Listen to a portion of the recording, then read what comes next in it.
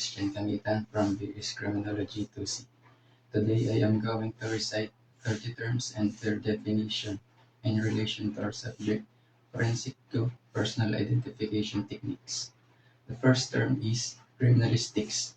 Yung criminalistic is yung pag-aaral or pagsusuri ng ebidensya na nakita sa crime scene and kadalasan itong isinasagawa sa loob ng laboratory and pinaperform siya ng physicist and or chemist. Next is Dr. Hans Gustav Adolf Gross. So si Dr. Gross is considered natin as the father of modern criminalistics and the father of criminal investigation. And siya rin yung nagsabi na ang pinakang layunin or goal ng isang investigation is para malaman ang katotohanan. Next is si Paul Alkirk. So si Paul Alkirk is kilala bilang father of criminalistics sa United States. And siya rin yung sa libro niya na sinulat na crime investigation, sinabi niya dito na ang pinakang problema ng isang criminal investigation or investigator is kung paano niya malalaman yung pagkakakilanlan ng isang suspect or ng victim. Next, personal identification.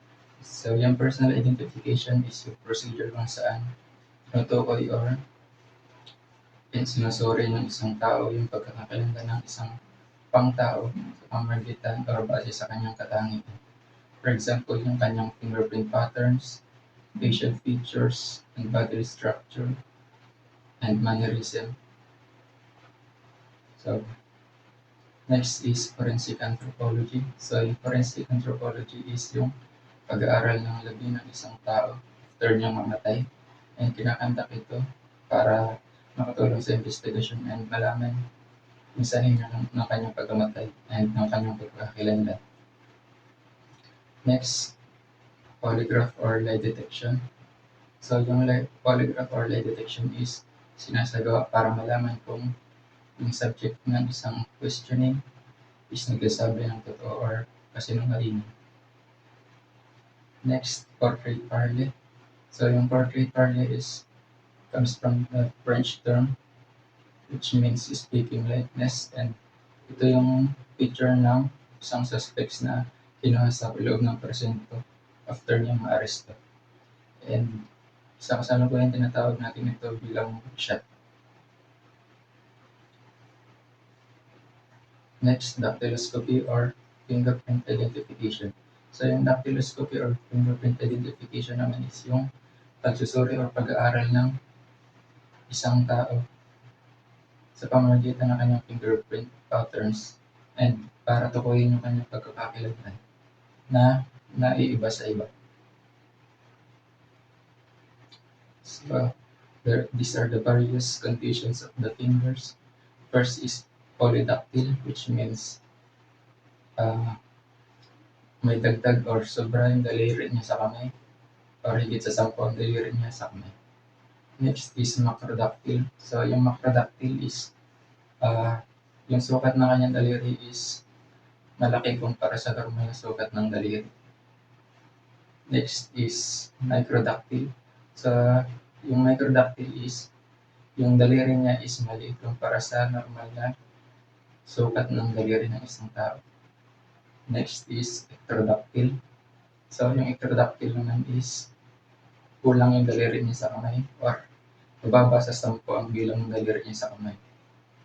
Next is syndactyl. Yung syndactyl naman is fused finger or yung daliri niya is magkakadikit. Next, the basic principles of personal fingerprint identification. Yung basic principle is no two men have exactly the same fingerprint patterns and their individual characteristics. So sinabi ko ni Sir Francis Galton. And ibig sabihin dito is walang dalawang tao ang mayroong magkaparehas na fingerprint patterns dahil bawat isa sa atin is mayroong kanya-kanyang fingerprint patterns. And magkakaroon lang tayo ng kapareho kapag meron ng 64 billion na tao sa mundo. So next si John Dillinger. So John Dillinger naman is kilala bilang the US public enemy number one, and dahil gusto niya makatakas sa kanyang mga kaso is nag-attempt siya na sirain yung kanyang fingerprint patterns sa, sa pamamagitan ng pagbuhos ng asido sa kanyang kamay. And nabigo siya dahil pagkatapos maghilom yung kanyang sugat is bumalik lang din sa dati yung kanyang fingerprint patterns. So next si Robert James Pitts, and siya naman yung tinagurian bilang the man without fingerprint dahil siya yung nag-iisang tao sa mundo na walang fingerprint patterns dahil nagawa niya to dahil sa isang surgery na ginawa niya sa kanya sarili sa pag-attempt na sirain yung kanyang fingerprint, and nagtagumpay siya. And next is Lockhart and Witkowski of Lions.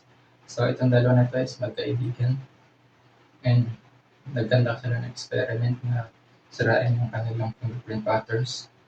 And yung first experiment nila is yung pagbawas ng boiling water sa kanilang mga kamay. And itong first attempt nila is nabigo sila dahil paghilom ng sugat is bumalik din yung fingerprint patterns nila. And sa kanilang pangalawang experiment, gumamit naman sila ng hot oil and binus din nila sa kanilang mga kamay. Subalit nabigo ulit sila dahil bumalik din sa dati yung kanilang fingerprint patterns pagkatapos naghilom ng kanilang sugat. And nung third attempt nila is gumamit naman sila ng molten metal and binus nila sa kanilang mga kamay, and same result lang ng past two experiments nila, and bumalik sa dati yung kanilang fingerprint patterns. And so sa pagkandak ng experiment nila nito na napatunayan nila na yung fingerprint patterns ng isang tao is permanent sa ating buhay. And walang paraan para mabago or masira ito. So next is yung keroscopy. So yung keroscopy comes from the Greek word kero, which means hand, and the scopian, meaning to study or examine. So yung keroscopy is the study of the prints of palm of the hand. So yung father of keroscopy is si Sir William Herschel, and nag-aaralan sa keroscopy yung prints ng palad natin. Next is podoscopy. Podoscopy comes from the Greek word podo, which means a foot, and scopian, which means to study or examine. And yung podoscopy is the study of footprints. Next is poroscopy.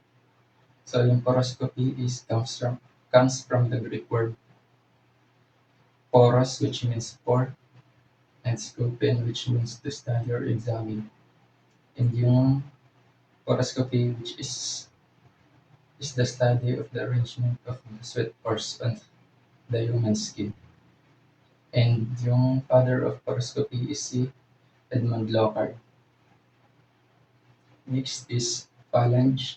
So yung phalange is yung skeletal or yung buto sa ating mga daliri, and binubuo ito ng 3 bones, and ito yung buto na nababalutan ng friction skin sa ating kamay. And yung 3 bones na kinocompose sa phalange is the first is yung basal or proximal phalange, and ito yung makikita natin sa base of the fingers or pinakamalapit sa palad. And next is yung middle phalange, which means yung nasa taas or kasunod lang ng basal or proximal phalange.